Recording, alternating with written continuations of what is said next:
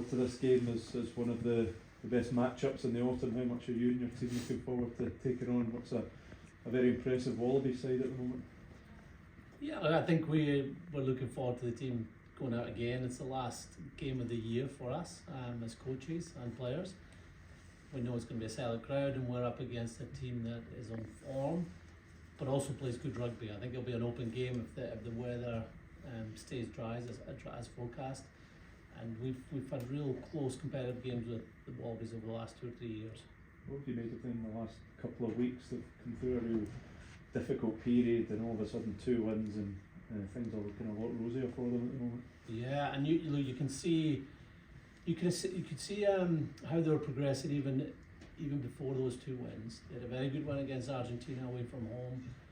They had a lot of play against the All Blacks in particular, and the coaching of Joe Schmidt was coming through. A possession-based game, evolving that into bringing the centres into the game as much as possible, and then the last two weeks scoring a lot of points, which shows their attacking threats. Joe's had a lot of success against Scotland over the years, but it looks like quite a different team to what he had with Ireland. What do you see in what he's trying to do with this Australia team? Well, it's very similar to how he built a successful period with Leinster and Ireland in particular. So there's a lot of focus on the contact area. He selects players that are really good in the contact area throughout the 15. They obviously spend a lot of time on it, so their ball presentation and speed of ball is a big thing that drives them. A similar model of defending. There's always a few special plays as well that Joe will bring it out, and we've seen a couple of them already, so we've got to be on our toes for that.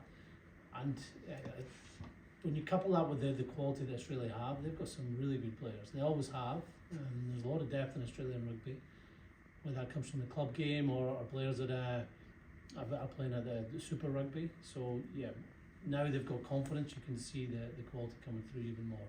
What people feel, Gregor, this game maybe will define if we view this autumn as a success or not for Scotland, with Hugh Jones in the other day who kind of went along with that. Is that how you see it, especially looking ahead to going into that Six Nations? Yeah, it'll give us a massive boost going into the Six Nations, because we're playing a quality side. I think it'll be frustrating if we don't deliver a performance that we've been working towards, if we don't at least match that performance of South Africa and how we played that night.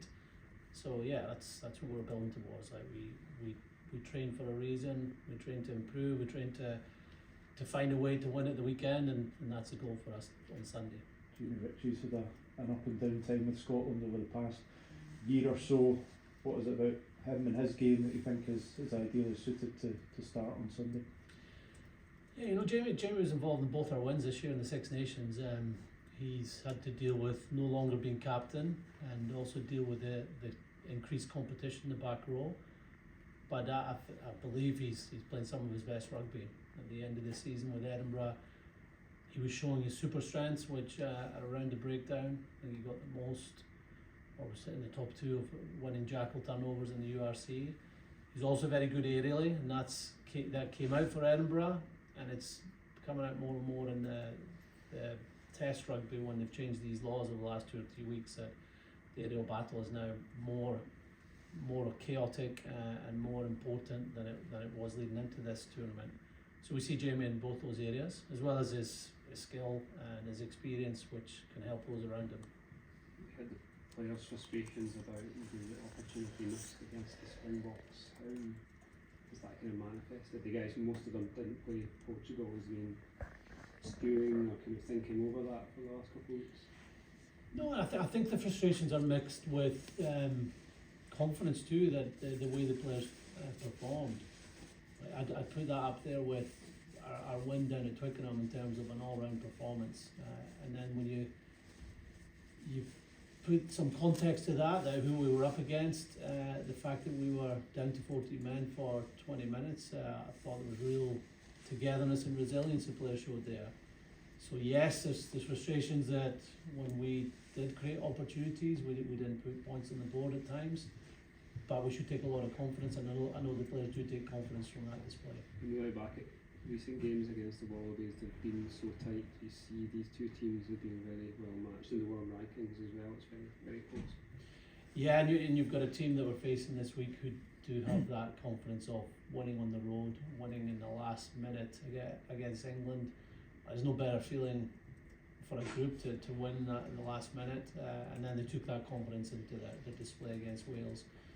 And they also had a red card during that game, and actually were stronger. I think they scored 3 tries during that period. I think this is the first time since the World Cup era that we've had your back three of Darcy, Blair and Doohan together. How big a boost is that? Is that right? Oh, Yeah. so, yeah. Ireland.